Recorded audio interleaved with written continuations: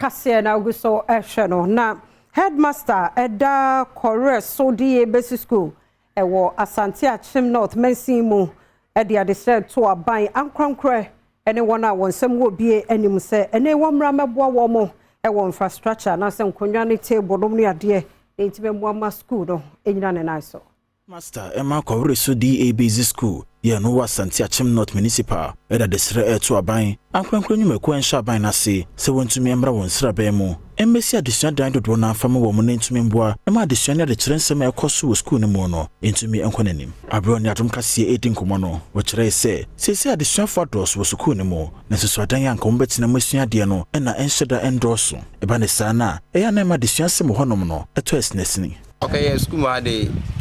school ma busy school we no hiambo bebree you see newly posted teachers baha omenye ba be na ada and Colana do a room in about bay 332 no the tickets are enough but the accommodation and then lack of furniture teacher niba and Colana does be normal 45 per classes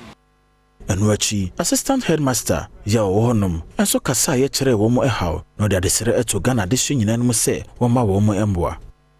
hase no se network no kakra I say ko dina me asana waye banga network ena ntu baba hase na unhia na marketing bu ma wunya hase no me ma esanke ye se inya network no kakra betumi aboa ihia bungalows teachers bungalows cause say no ni nyina ye ma ne krakra no odi kra wo no wa Asante Achim Kowireso na naija ko intiamoa enso de ne nsem to Adom Kasee nim ye wo teacher fo nim difo a aban no any assembly no and say education service for do maba krom ha so meboa yen kwada now so and teachers for no be ho ma university o mo kyen kwada ni we krasi ase and service that ni quality service ni e wa e ma nyema bebre e kachi en kwada no nyema bebo ha sabi sade nkronkasi mu agone kumase ni ahunka mo ya no wo ba hase a